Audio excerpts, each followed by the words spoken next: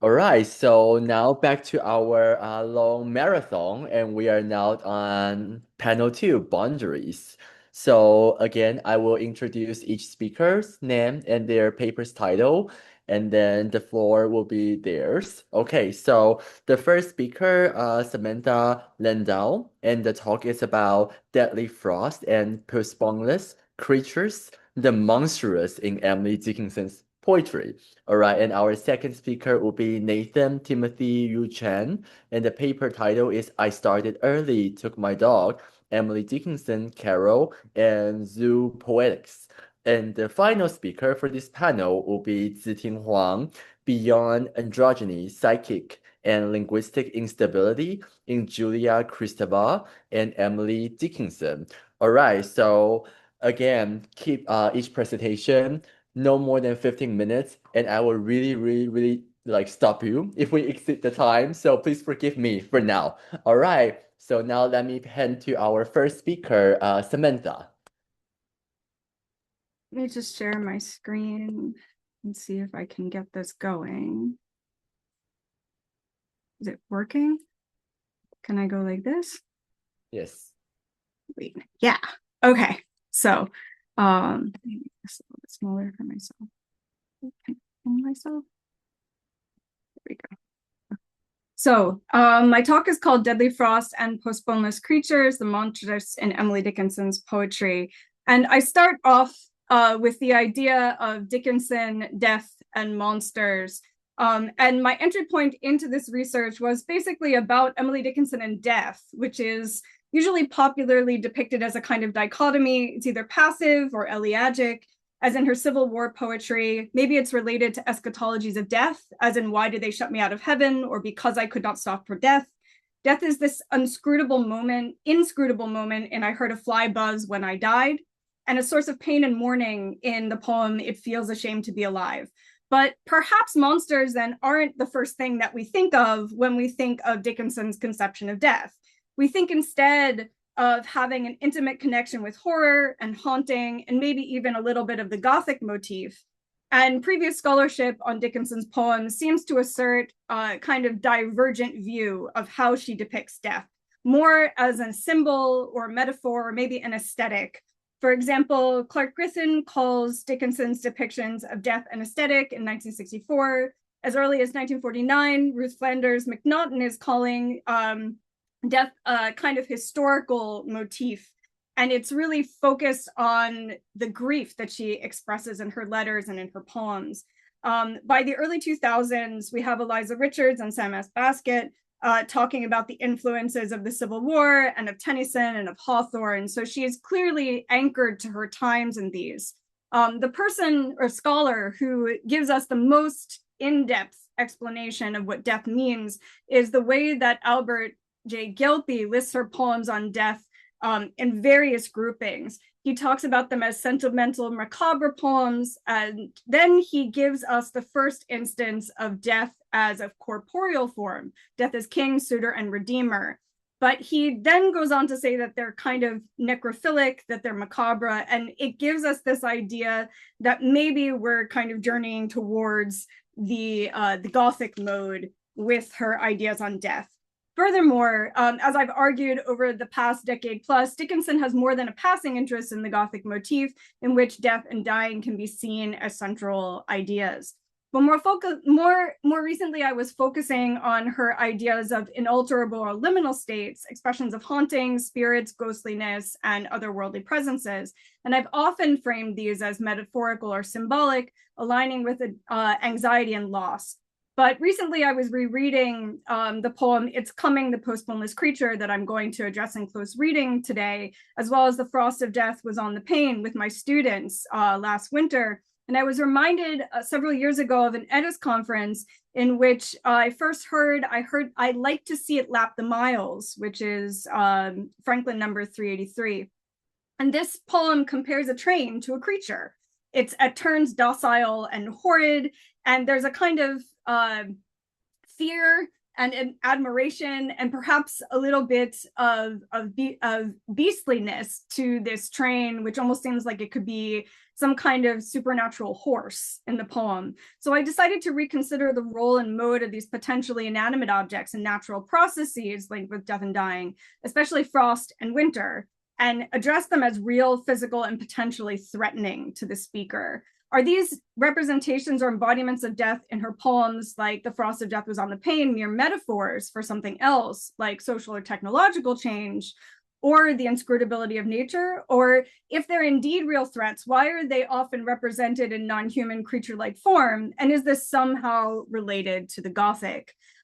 In exploring this idea, I also relate back to what Cody Mars says about Dickinson and the Anthropocene, where there's this sense of nature's separateness from human beings, but in creating all of this idea that these ideas of the technology that we have, or the things that humans create, or the things that the non-human living things around us, and even nature's natural processes like frost can be anthropomorphized, that rejects this distinction as well. So is there really a difference between humanity and nature? Mars says no, and I also agree with him that she's questioning this idea of nature and humanity being separate from each other. Perhaps they have more mutuality, or we could even say that they are the same exact thing.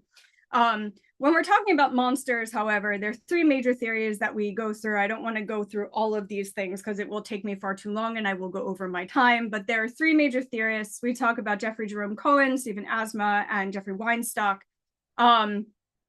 With Cohen, we have the most comprehensive idea of monsters. Our monsters are ourselves, essentially.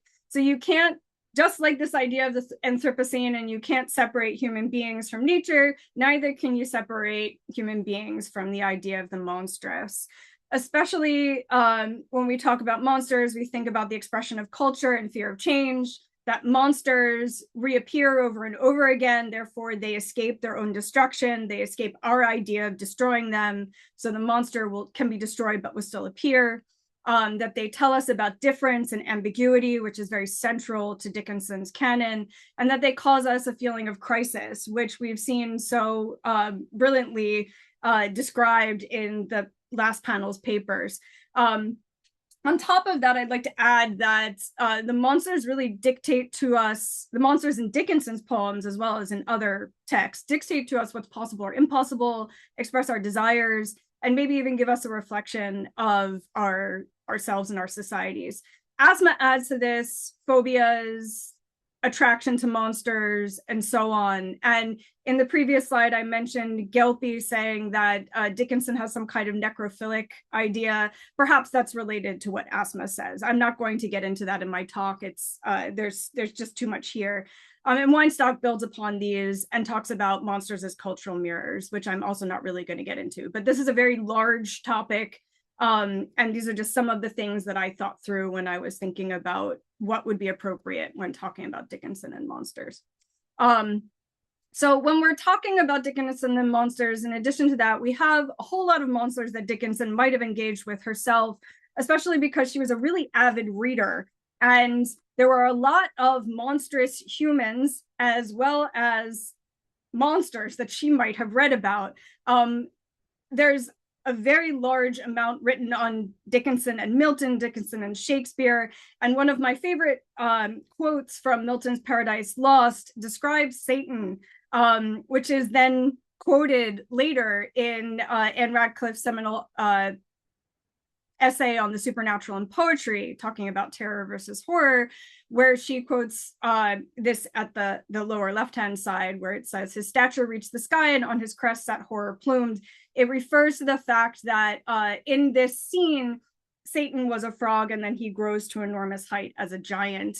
This idea of changing forms and being kind of ambiguous is so indicative of the way that Dickinson describes monsters in her poems, imagining and reimagining these things that she has read about and creating of them new stories. She also uses monsters from folklore and from the Bible, creatures like the Leviathan, giants, and angels, which we see in the Christian Bible, things that she might have seen mentioned in hymns. She mentions kinds of ghostly forms and hauntings, and she creates a relationship between the seasons and monsters, which again may reflect texts that she read in her own times. So from this, I tried to create some categories, and from the categories, I created some lists of poems, and I'm really trying in my published paper to kind of give a framework to this where I can explain how to read monsters in Dickinson, where we go through poems, like the story in the poem, like the poem number 43, through lane it lay through bramble, which contains mythological monsters such as satyrs and animals that are perceived as dangerous by humans like serpents and vultures, and emphasizing Dickinson's consciousness of these figures from the very, very early outset of her poetry experiments, show us that this idea of the monstrous is present throughout her oeuvre to some extent. I do want to put some different categories here, and I'm going to go with the one that's farthest to the bottom right, where she talks about death as a monster. And I attach this somewhere in between states of change and loss and the relationship of the liminality and the other. But there are quite a lot of other ones that relate to the Gothic. For example, she has various poems that deal with humans who violate nature to see how it works, the idea of grief as monstrous, and so on. So if I divide these further into exemplary poems, then you can kind of see how this starts to take a shape, and you can find various word plays attached to it. So if we take words like creature, monster, monstrous, giant, titanic, terror, grief, and animal, these seem linked to each other. But when we look up the word beast, for example, that is instead related to domestic animals and doesn't seem to have something that's quite related to death and dying and horror and so on. It's a little bit more positive. Other search terms I went through seem related to zombies and ghosts instead of creatures and monsters, such as madness, bandage, terror, dead, and death, horror, soul, ghost, death, terror, those kinds of things. These two categories also seem rather unrelated to each other, so it took me a really long time to make the connection between monsters and death in her works. I would like to go through a little bit of some close readings here, starting with "'Twas like a maelstrom with a notch." And I have highlighted here each one of these places where I think that the monsters can really be seen. Sea stories and artwork are really, really popular during the late 1800s, where we see the public embracing sea stories and poems by Henry Wadsworth Longfellow and artwork by Winslow Homer. But Dickinson's depiction of the dangerous monsters of the depths, like this one, and indeed personification of the ocean as a monster itself, predates these. So the maelstrom, the boiling wheel, the idea that there's something being held helpless in its paws, all of these likely refer back to Greek myths that she was reading, like the myth from the Odyssey of Scylla and Charybdis, as well. And Scylla and Charybdis, if you don't know who these are, there's a strait in Greece. On one side, there's a monster which grabs men out of the boat in the Odyssey. And on the other side, there's a terrible maelstrom, a whirlpool, which is created by a monster that that drinks water and then spits it back out. There's also influences from The Tempest, as well as Edgar Allan Poe's short story, A Descent into the Maelstrom. Sea monsters are some of the most primal monsters feared in literature. And we see this across the 19th century, from references in Moby Dick to this giant whale that's very destructive. And perhaps we can go through the rest of this and we can see that the creature, like she really gets into this with, it's got paws. She mentions a goblin. We've got a creature at the end. This creature can like shut people's eyes. And at the very, very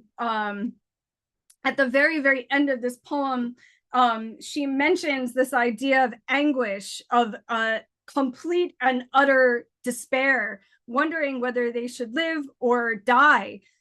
This idea is also expressed by Odysseus in the Odyssey when he survives more than once the encounter with Charybdis and Scylla, and he basically loses everything going through these two straits. So this is a little bit less common in Dickinson's work, where it's very, very real danger, and it's not in the landscape of home. There are more monsters, however, that are present in the landscape of home.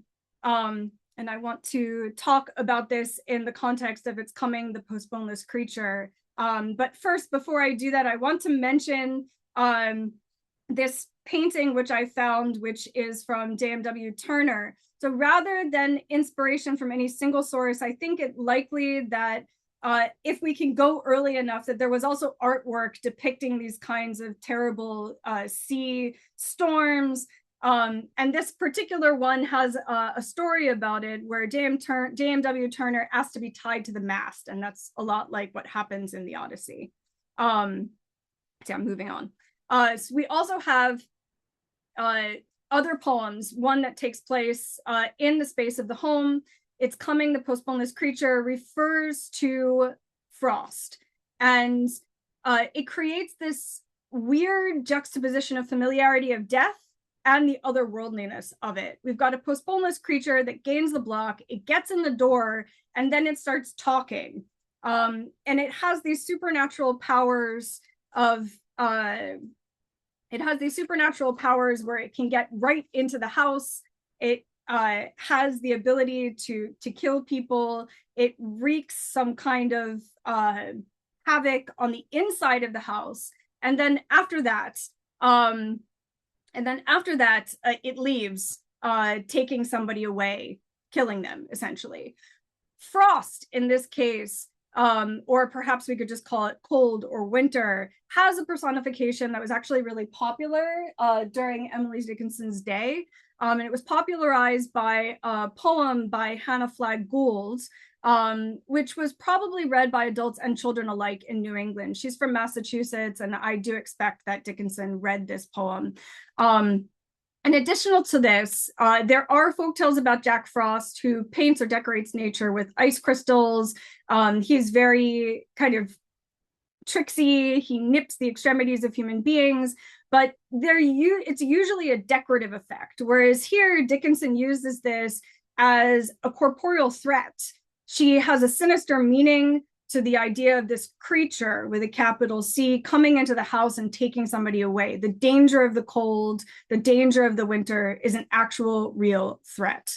And this brings me to my last reading, for which I found this amazing cartoon from Harper's Weekly 1861, which is very likely an influence on how she saw Frost, because this is probably the first illustrated depiction of Jack Frost in American letters.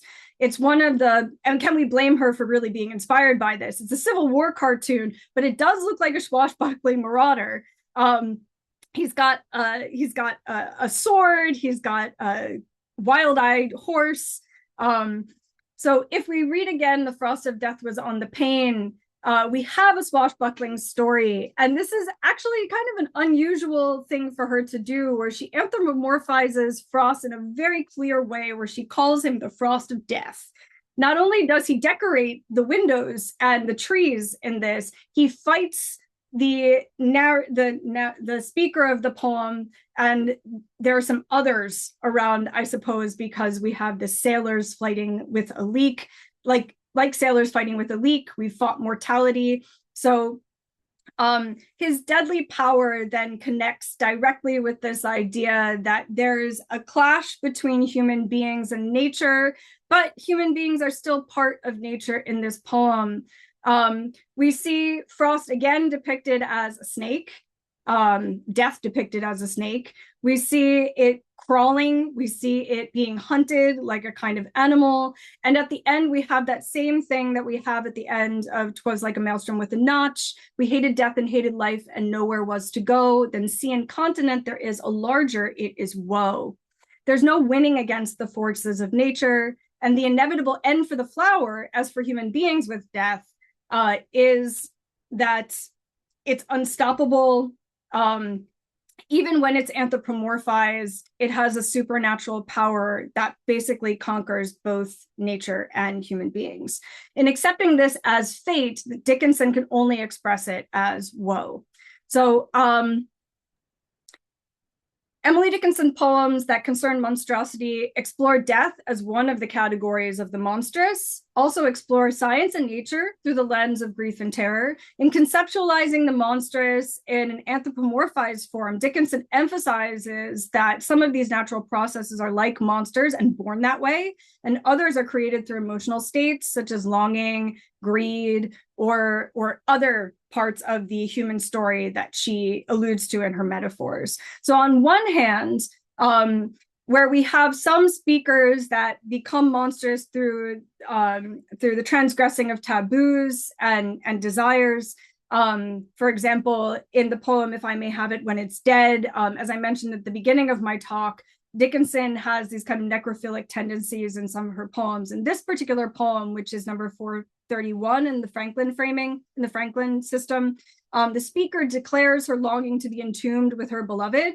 And in poems like It's Coming, the Postponeless Creature, death then doesn't become something for a human being to kind of reclaim or interact with. It becomes an inhuman and corporeal threat. So I hope to continue this research and connect these images of death and the monstrous to other aspects of the monstrous in Dickinson's work, especially through eco-criticism.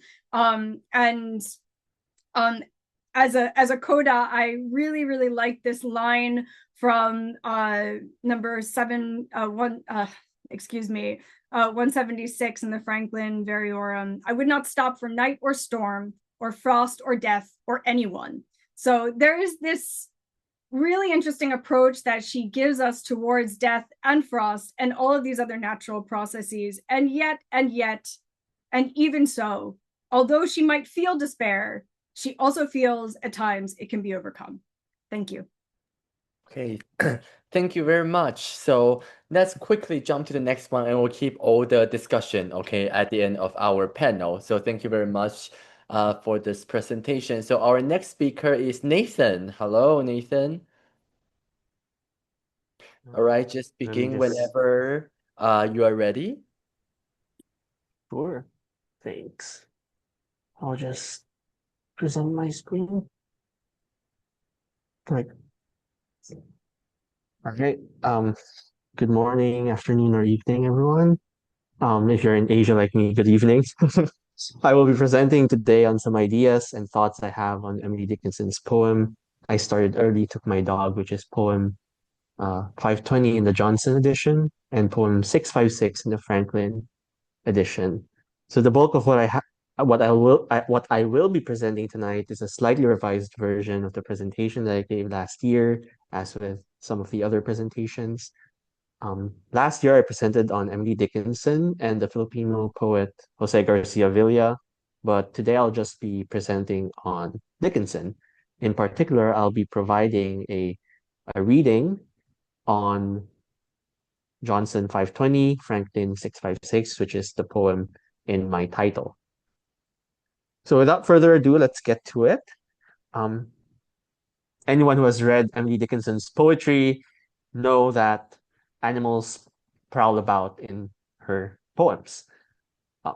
And so naturally, many scholars have written about the relationship of Dickinson's poetry to animals. Leslie Maccabi argues that the animals in the poem Civilization Spurns the Leopard promote an exoticized perception of animals. On the other hand, Aaron Shackelford argues that anthropomorphism in Dickinson's poetry is used as a device to criticize the limits of human perception.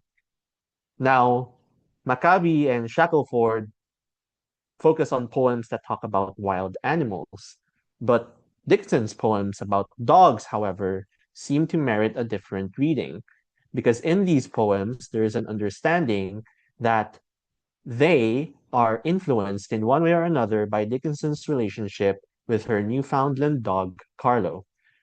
Emily Dickinson received Carlo as a gift from her father in 1660, and since then, the dog has sometimes appeared in her poetry and letters. So, as an example, you have poem number 186 in the Johnson edition, which is what you see on the screen here, wherein Carlo is mentioned by name in the last 2 lines of the poem.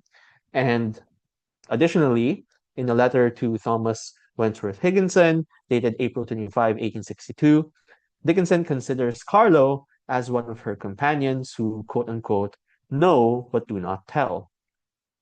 So, this being said, I propose that part of the way to interpret the poem I started early, took my dog, would be to consider Dickinson's relationship with Carlo, together with the broader cultural context in which we find Dickinson in. Before offering my interpretation of the poem, though, I would like first to provide a brief discussion of zoopoetics.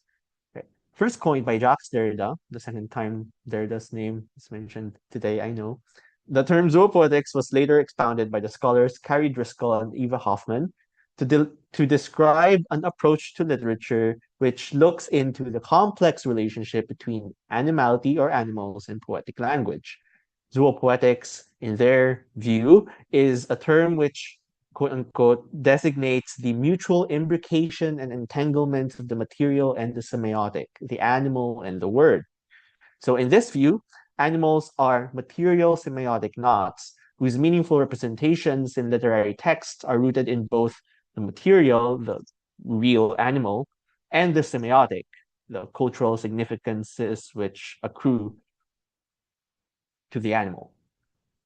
In this light, a zoopoetic interpretation of Dickinson's I Started Early, Took My Dog regards the dog in the poem as based not only on Dickinson's own interactions with her dog Carlo, but also in the broader cultural context in which we find Dickinson. So, how might a zoopoetic reading of Dickinson's poem offer new insights into what this poem has to say to us? Let's find out. Okay, so this poem was written at the height of Dickinson's literary production, sometime around 1862, if you're following the Johnson edition, and it's dated 1863 in the Franklin edition. The scholar David Cody reads this poem in light of its possible intertextual resonances with Harriet Prescott Spofford's short story Yeti's Christmas Box, which was published in April 1860 edition of Harper's Magazine. In this intertextual reading proposed by Cody, this poem, the sea in this poem, is interpreted in bestial and sexual terms. My reading, however, takes a different approach, in that I focus on how the metaphors in the poem estrange the speaker from herself, and how the poem resolves this estrangement from the self through the implied re-entry of the dog in the poem. Okay, so let's look at the poem, right? So the first three stanzas of the poem, we find a few metaphors worthy of note. First, the sea is likened to a house. Second, the frigates are likened to humans. There's kind of like an oblique metaphor going on with the extended hempen hands of the frigates. And the speaker is compared with a mouse, and later on with a dewdrop. These metaphors highlight the dislocation and destabilization of the self. Here, the sea and the frigate are domesticated. This domestication, though, does not produce harmony, for while the sea becomes increasingly personified as human, the speaker becomes more unhuman, becomes more like a mouse and more like a Jew. A common stroll along the beach and a case of accidental drowning, what with the quote-unquote tide going past the simple shoe and the bodice of the speaker, becomes imbued with a dreamlike atmosphere where the unknown becomes strangely familiar, the sea becoming like a house, and the self becoming increasingly other, the sea becoming like a mouse or a dewdrop. At this point in the poem, though, there's a kind of a shift that happens. The speaker, after comparing herself to a Jew upon a dandelion sleeve, receives somewhat of a minor epiphany. And then I started too. What I find striking in this passage, in this particular line, are the words to and started. Why must the speaker qualify their starting with the adverb to? What other person or thing has started? The answer, I believe, can be found in the first line of the poem. If the I in line 16 starts, quote unquote, to, then this second I is somewhat different from the first I in line 1, but also at the same time. The tension held in having two different I's that are both similar and different can be deduced by looking at how both I's start, but start in different ways. So what I'm trying to say is that there are two different I's, there are two different meanings to the word started here. That's going on. So if you look at the word start in Noah Webster's 1844 American Dictionary of the English Language, the word start is variously defined as to begin a trip or a journey, as you find the first line of the poem, I started early. Or it can also mean to incite, to startle, or to begin or to come into being. The latter two of these meanings I find to be more apt for what happens to the persona or the speaker in line 16 of the poem. Thus, when I2 says that they started to, the poem seems to be saying, or the speaker seems to be saying, yes, I started to, but not in the way that the previous I started. Remember, there has already been kind of like a estrangement from the self that happened. But I am jolted, incited, startled. My being was lost, swallowed up by the sea. But now I start. I begin and come into being once again. What causes this second I starting and this seeming salvation of the speaker from drowning are not really explicitly stated by the poem, but it's only suggested, I would argue, by the last two stanzas. The speaker in my reading is saved by the silver heel. I felt his silver heel upon my ankle. Now, David Cody's analysis of this poem equates the silver heel to the pursuing sea. The trouble I find with this equivalence is the incongruity it seems to present with the logic that the poem has. Equating silver heel with the sea suggests that the sea, or the speaker rather, has not already drowned or has not already started drowning. And yet this goes against the scene previous, where the tide has already gone past the speaker's bodice. It would make sense, on the other hand, given Dickinson's affectionate relationship with Carlo, that the dog in the first part of the poem is in fact the one who possesses the silver heel, so that when the speaker here says, I felt his silver heel, the speaker is referring to the dog. That the dog in the poem is what saves the persona's drowning is supported by cultural representations of Newfoundland dogs, which Dickinson was most likely exposed to. For example, a Currier in Ives print was published around the time this poem was written. The print, based on Sir Edwin Landseer's painting Saved, depicts a Newfoundland dog with a girl who the dog had just saved from drowning. The unbelievable description of a dog saving a girl from drowning becomes more credible when one considers how Newfoundland dogs, given their size, webbed feet, and water-resistant coat, were physiologically capable of saving people from drowning, such that these dogs were famous indeed in Dickinson's time for going out on water rescue missions. The reproduction of Sir Edwin Landseer's painting in the form of this print provides grounding for Dickinson's poem to be read in the way that I just read it, and carves out the possibility of interpreting it primarily on the literary representation of a dog who saves a young girl from drowning. So this is my last slide. The dog in the poem, therefore, more than simply a background figure, where in previous readings, the highlight is usually the sea, and the sea is, given these sexual resonances, right? So instead of giving the primary spot to the sea, by giving I would say that the dog indeed is the primary agent in this poem, right? And the dog, in fact, holds the interpretive key to the poem, right? Because the dog, I would say, or I would argue, acts as a material semiotic knot that becomes imbricated with Dickinson's pet Carlo and the cultural depictions of Newfoundland dogs. This is not to say that Dickinson's Carlo did historically save Dickinson herself from drowning. So I'm not saying that that absolutely happened, right?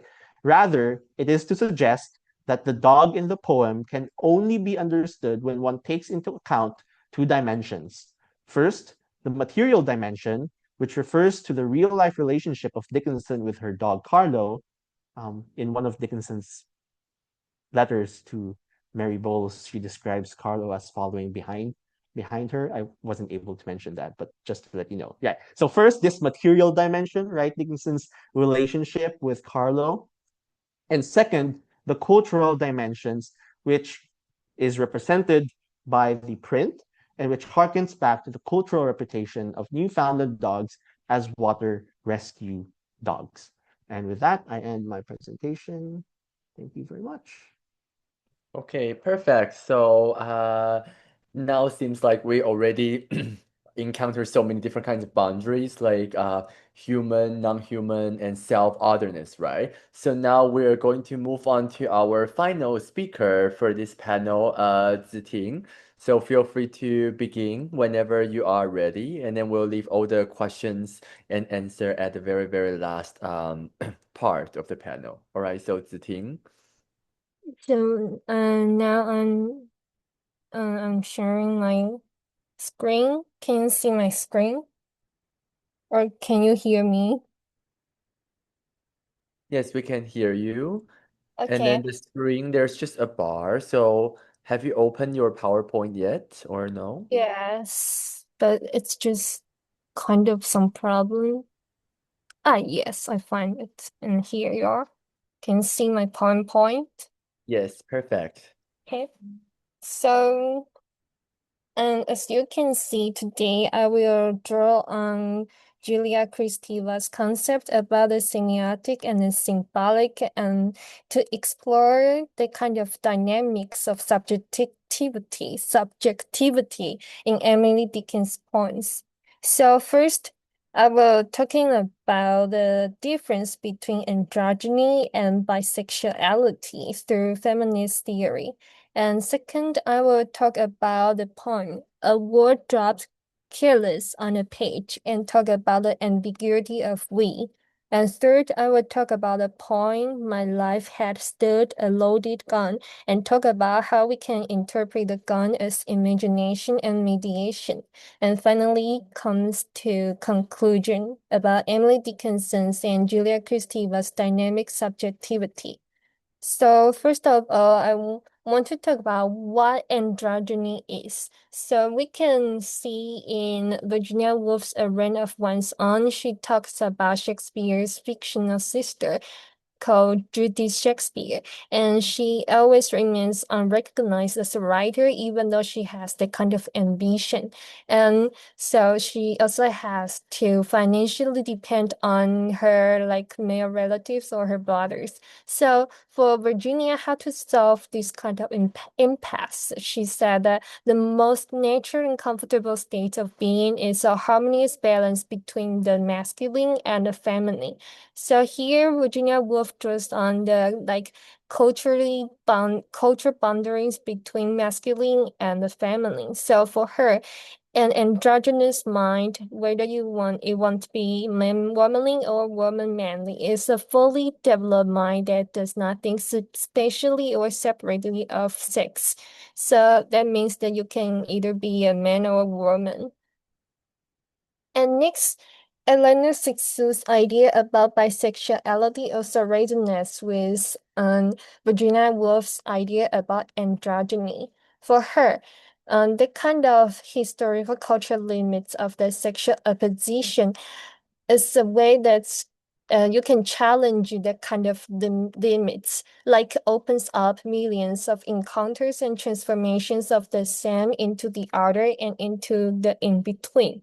By the way, she talk about in between is like just like you can change into man or woman no matter whether you're biologically man or woman. So here she tries to eliminate the distinction between feminine and masculine minds. So in other words, it enables them to enable creative writing, and also try to make them fully opens up the possibility of express their own imagination and emotions. So here we can see a balance between the feminine and the masculine. But if we draw on Kristeva's ideas about the semiotic and the symbolic, we could find that actually this kind of Sisu's definition of bisexuality is quite different from Kristeva's instability or fluidity of the kind of subjectivity. And actually, Toria Moy also tries to make a connection between Virginia Woolf and Julia Kristeva. For example, Moy suggests that Woolf points out the falsity of fixed gender identities. In other words, for example, male writers may suggest that women are their muse, so maybe they find they are elegant or something, so that's make them creative. But in fact, when women, even though they are described as muse, but they are actually keep away from the kind of study or acquiring more knowledge. So here comes to Kristeva's maternal semiotic and paternal symbolic. What does Kristeva means about maternal and paternal? And I think this is the part we have to focus on, about how they use masculine, feminine, or the binary between maternal or paternal.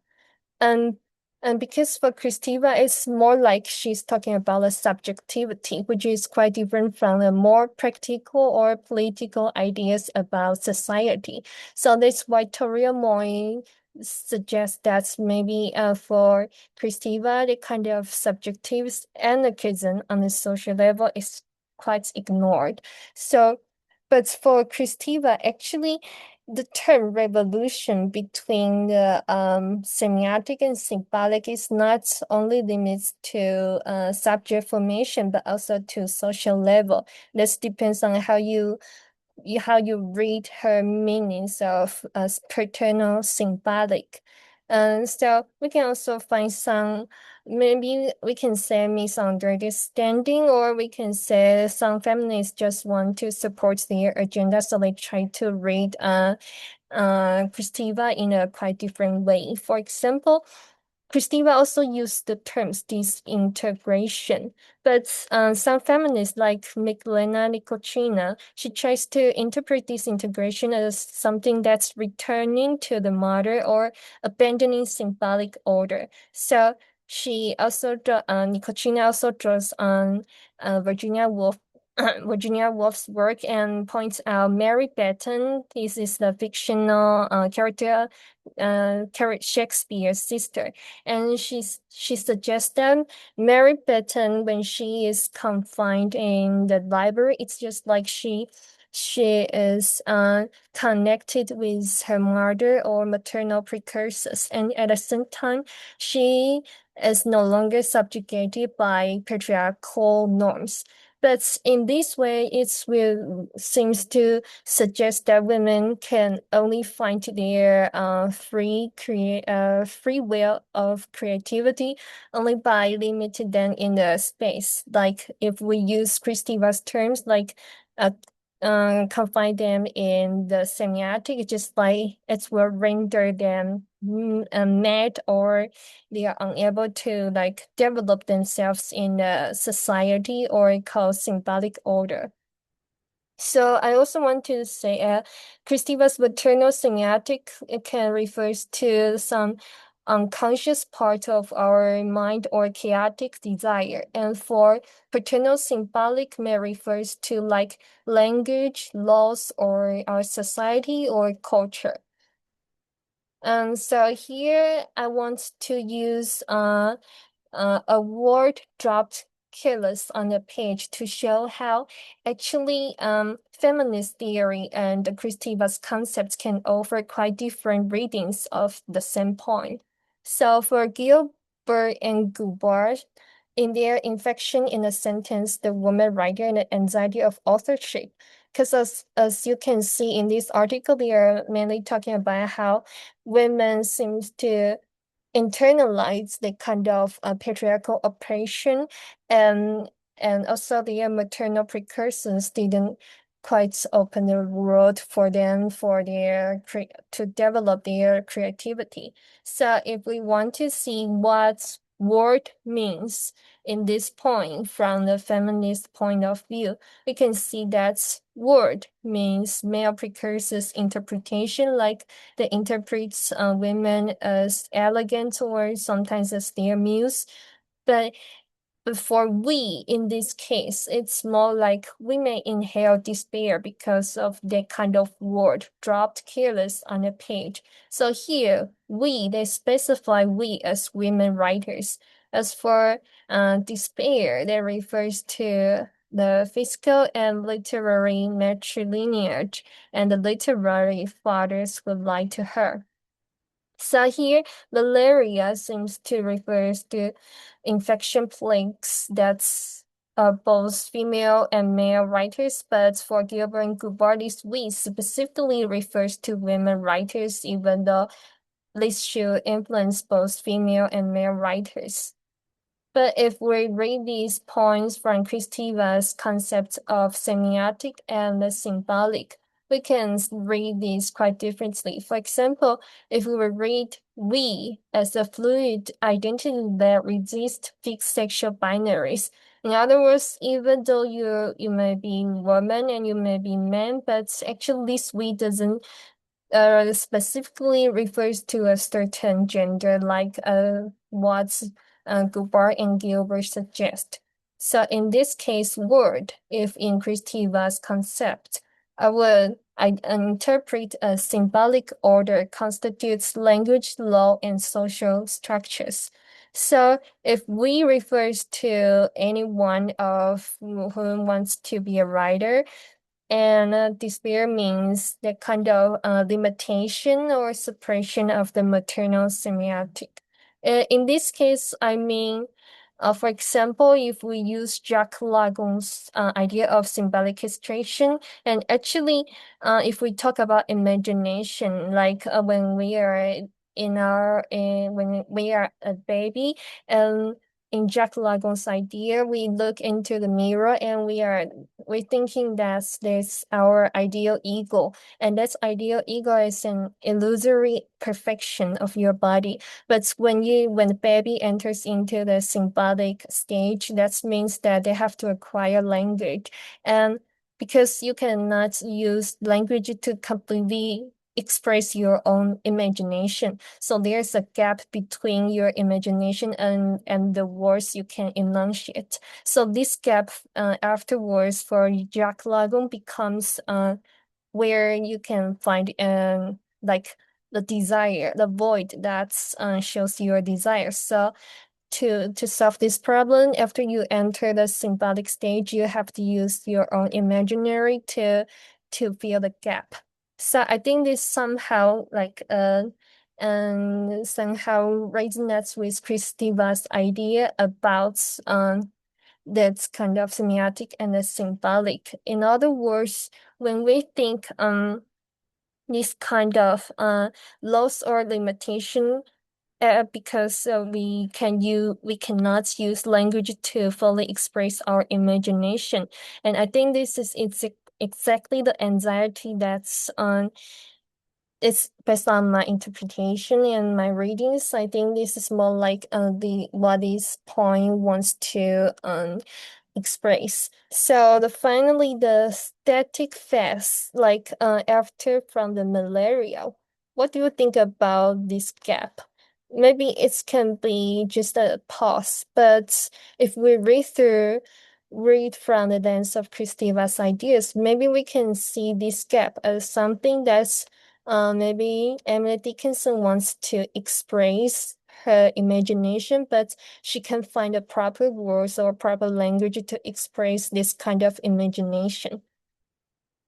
So next example is from My Life Had Stood a Loaded Gun. So if we directly read from the lens of Kristeva's idea, I would say a loaded gun or I can refer to imagination as semiotic energy.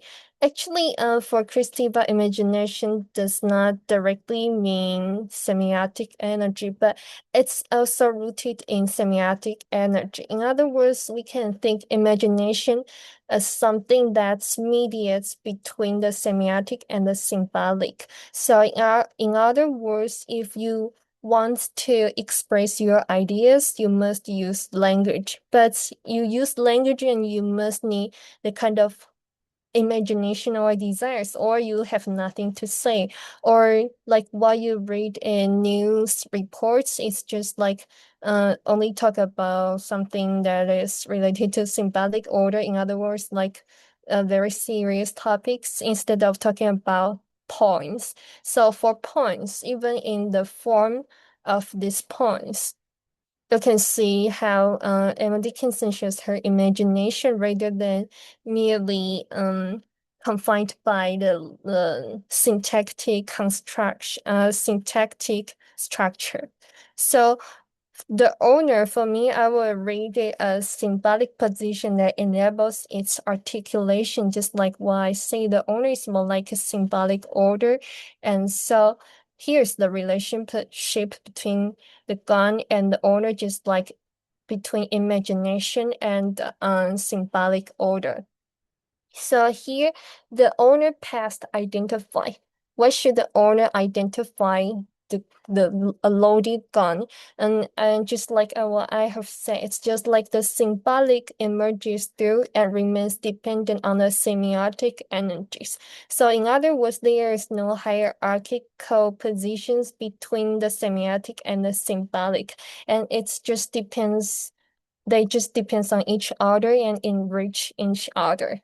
So here, and every time I speak for him, what should the imagination speak for the symbolic order? If we in Kristeva's concept, and it's become obvious that's because imagination enables language to become poetic, as you see in this form. So another example is in the fourth stanza, I got my master's head. It's just like she's talking about when the master, not her, when the master is sleeping and why the gun has to guard the master's head. And I would say it's just like in a dreaming condition, and so the master's head is like dreaming and dominated by imagination or unconsciousness. So in this case, you can see their position is reversed. For example, originally, the gun is governed by the master, but now the gun is guarding, is protecting its master's head. So in this case, the master is inert and the gun becomes an active agent to protect the master's head. So you can see in this case, through Kristeva's idea of semiotic symbolic, and this point seems to disintegrate fixed subject positions. And as for another example is in the final stanza. This is also talking about death. But if we read through Kristeva's idea, this kind of metaphorical death is more like referred to there's no fixed hierarchy. In other words, just like what I've said, without symbolic language like represented by the master, imagination cannot be articulated meaningfully, but without imagination as represented by the gun, the symbolic order cannot produce poetic language. So this is how I interpret death. I think death is more like the relationship between imagination and symbolic order, that's they depending on each other and they enriching each other. So why do I then he may longer live, he longer must than I. This kind of like seems to be a paradox, but actually if we use Kristeva's idea between the semiotic and the symbolic, it's quite understandable. So here comes the conclusion. I want to go back to what do I mean by androgyny, beyond androgyny. And what I mean beyond androgyny, actually, I want to say is bisexuality. Because if we read through feminist theory, androgyny is more like a balanced negotiation between opposites. So if we put this kind of idea of androgyny into Kristeva's idea between the semiotic and the symbolic, this kind of definition it's just like at the level of symbolic order rather than talking about the unstable dynamics between the semiotic and the symbolic. But for bisexuality, it's like resist that kind of balance. So you can see sometimes semiotic may dominate on symbolic, but sometimes symbolic or I should say always symbolic may dominate over semiotic. So here we look back to the point. So a word drop careless on a page. In this point, I think this meant if we took Kristeva's ideas, it's just like shows that anxiety provoked by the imagination is constrained by the limitations of symbolic language. So instead of talking about the anxiety of human female authorship, I think it's talking about the anxiety of imagination. And for my life had still a loaded gun, I think it's talking about a reversal of symbolic authority. And this also clearly and can offer a quite different view compared with feminism. So here I want to point out actually, if we think about the binary between maternal and paternal, the semiotic and the symbolic, we can think about why Kristeva wants to use paternal and paternal rather than feminine and masculine. And I think that's because feminine and masculine, this binary is always associated with some biological categories of woman and men. But if we use maternal or paternal, this binary, even the Kristeva still retains that kind of certain gender binaries or terms from psychoanalysis, but actually she's trying to break this kind of biological categories by emphasize this kind of dynamics. So she's trying to destabilize the feminine and masculine binary. And so this is the end of my presentation. Thank you. Okay, thank you very, very much. And it's so interesting to see like from here we can see the image of mirror appears again. So we see different types of mirrors kind of reflecting our panel theme, boundaries, right? So I think we could still have around 5 minutes for the Q&A. All right, 5 minutes, so we can still have a little bit of break between before the next panel. So anyone want to raise any question? Okay, Jared. Hi, everybody. Thank you so much for these really rich. It's almost like too much for me to process. I haven't had my coffee sufficiently yet, but I'll do the best that I can. My question was specifically prompted by Samantha's presentation, but I think it may have some resonances for others.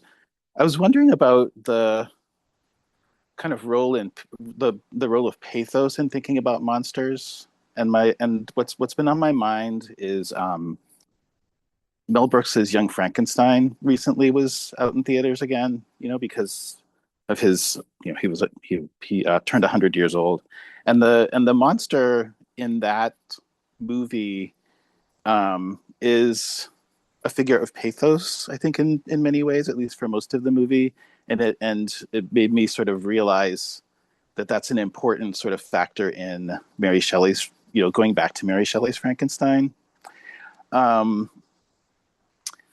So there's a kind of too muchness always to the monster, right? And that kind of creates conditions of absurdity and the kind of approaching and then transcending boundaries, right, between what's human and what's not human, or in relation to the other talks, the sort of Carlo can communicate, or he can know, but he doesn't talk, right? But then he can explain the puppy, right, to Emily, and then the sort of transcendence of gender boundaries in the third paper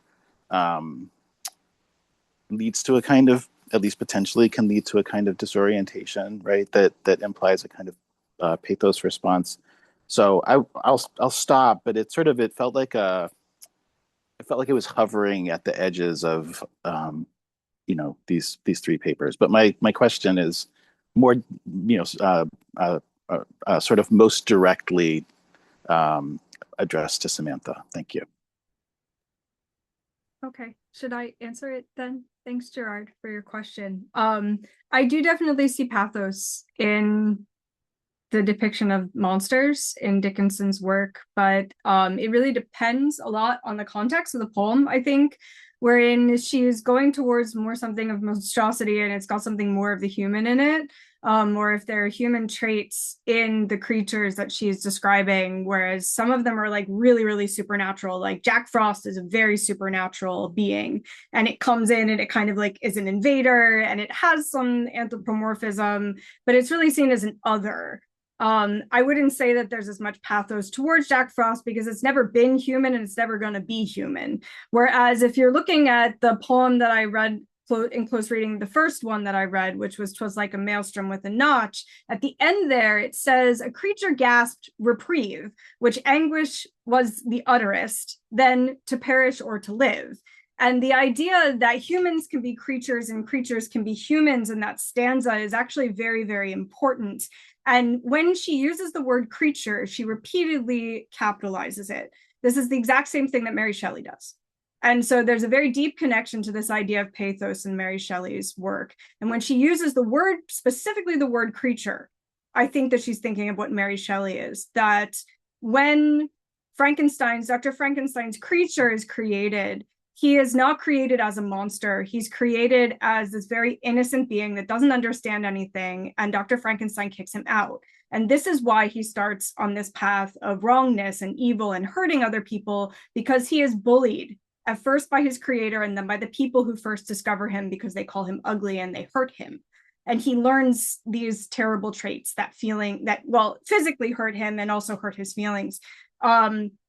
And I think that Dickinson definitely noticed that. If I do believe that she read Frankenstein, the book, because it shows up this idea of creature shows up so often. And there's also this idea of scientists like dissecting birds and putting if I may have it when it's dead, definitely has something to do with like disinterring bodies and putting them together.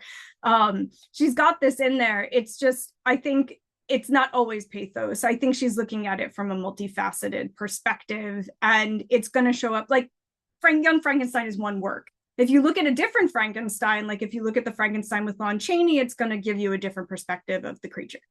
So it's important to look at all of the creatures that are interpreted out of Mary Shelley's work if we're going to talk about a creature. Similarly, we're going to have to look at all of Dickinson's monsters in order to discover what's human or inhuman about them. Hope that answers your question. Okay, perfect. So we got like last two questions from Axel and from Maternelle. Okay, so Axel, would you like to go first? Yes, thank you. Thank you for your great papers. I think my question is more for Nathan, but I think it's also an open question to the entire Dickinson world. So I'm just basically questioning. I'm wondering whether Dickinson really made a fundamental difference between the human and the animal. Because that is a very metaphysical distinction, and even ancient Greeks didn't make that distinction. I mean, even Aristotle thought that humans are a very particular animal, a political animal, or animal that has speech. So, considering the fact that Dickinson was very influenced by Darwin, I'm wondering what she really thought about that boundary. Because it seems like a very Judeo-Christian idea that was invigorated by Descartes, basically. There's this distinction between emotions and reasons, and the fact that he thought animals are mechanistic beings. So I don't see myself, Dickinson, believing in that idea. So I was just wondering and just throwing it out there, what anyone else thinks about that. I'll respond quite briefly to Axel's question. Thank you, Axel, for your question. What I thought of was a poem by Dickinson. You'll know her by her foot, in which the first line is already a reference to the Bible. You'll know the shepherd by his voice. The shepherd knows the sheep. But then the entire poem is basically a description of this weird creature that's human but also not human, that's also kind of animal. So to answer Axel's question, I think she probably didn't think, or it's hard to know what she really thought of, but like she's definitely testing the boundaries between the human and the animal. And I would ask you to turn to that poem, which is a very interesting poem actually. So there you go. Okay, so the final question, Martha. Yes. First of all, I want to say that once again, fabulous papers. This makes me so happy.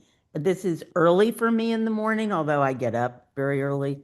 But I'm not used to hearing such stimulating papers. And I put a lot in the chat, but once again, I'm going to want to write each one of you. One of the things I put in the chat to go back to Virginia Woolf is a great documentary called The War Within, a portrait of Virginia Woolf. And you can hear people who actually knew Virginia Woolf giving their accounts there. And I just kept thinking of her when we were talking about Virginia Woolf during this session. And also Monsters, and it came up in our chat. Gilbert and Gubar have done a lot with Monsters, and Samantha and I were talking in the chat. They really need to be resurrected, Gilbert and Gubar, because I mean, we went through a period of feminist sophistication where they weren't sophisticated enough. We were stupid when we did that, and let's not be stupid about this. And so,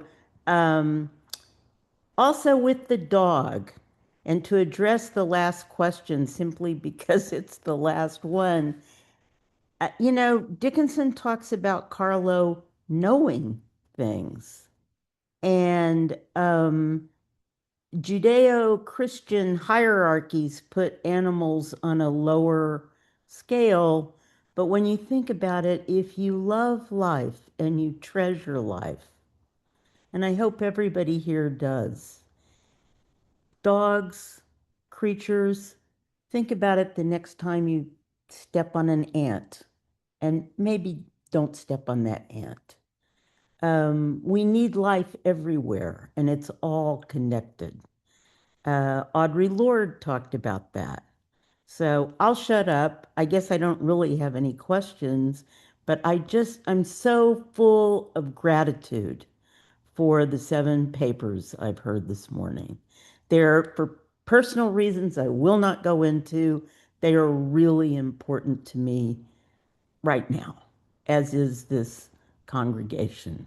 My family's gone through a huge loss, and this is great. Thank you. Okay, so wonderful panel, and as very much expected, we run over time a little bit. So Porrick, should we still have like a 3 minutes break? And then the next one will be chaired by Samantha. Perfect. So after 3 minutes, and we will be back. Other people feel free to chat here. Okay. One more thing, my dogs love the papers. Okay. They're at my feet.